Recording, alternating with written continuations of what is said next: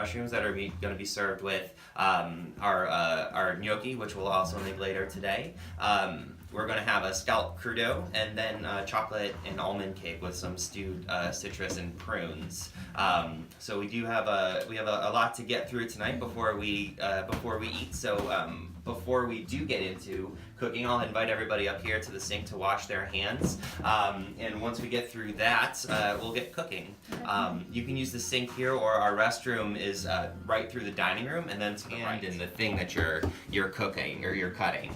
So to do that, I'll recommend holding your knife closer to the top of the handle versus down at the end, or with a finger extended across the bridge here. And this is just kind of an extra thing hanging out there, so we just want to tuck that all back. I've never really been filmed before.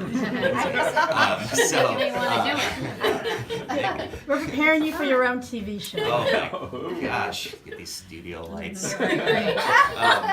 So this finger is just kind of an extra thing, so we'll have that nice and tucked back. And again, there's just a little more wiggle room for the knife to move around down here versus up here, where your knife can stay a little sturdier.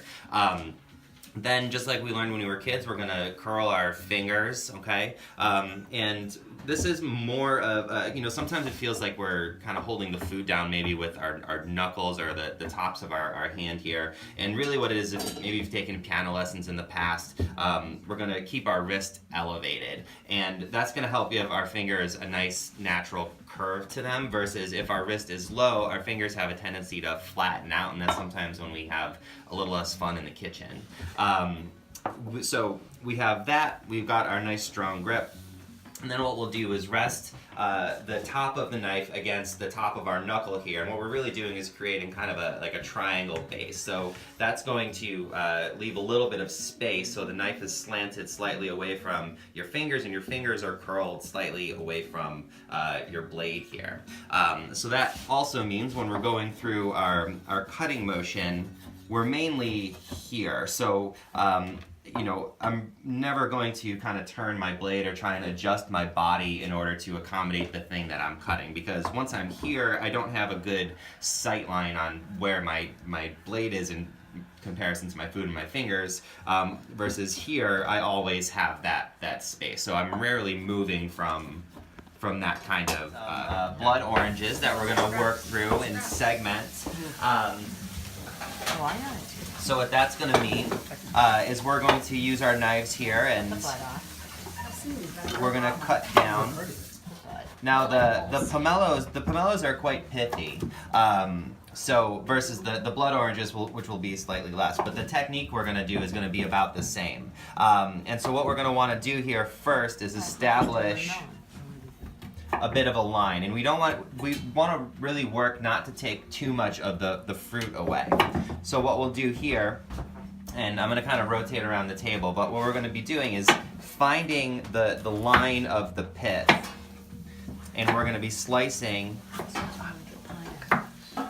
around that. Smells so good. Like a cantaloupe too, or a pineapple. Mm-hmm.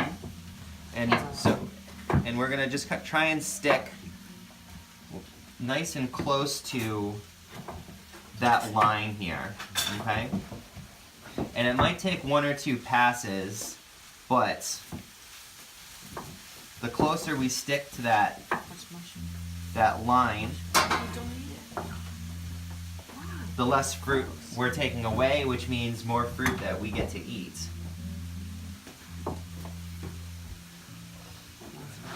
Yeah, there we go. You like that? Yeah. Maybe. You need to try that.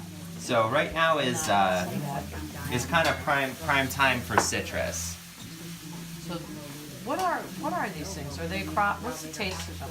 So their flavor is similar to a grapefruit, but it's a little less bitter. They're not super sweet. And where did they come from? What region? Yeah, where did These were grown these were also California grown, but you can find them in you can find them in Market Basket or Whole Foods or many grocery stores, especially at this time of year. our next move for this, we're gonna find kind of the fibers on the inside here, and we're going to make a slice down, and we're gonna just basically follow the knife down into the center of the fruit. We're gonna make another slice, Yeah, and then they're gonna pop out and Pop be it out, nice get as and close nice as and you can neat. to that. And you just do that around the whole thing. Exactly. So we're gonna go around And then you have the pith is not part of it, you just get the straight. the entire fruit here.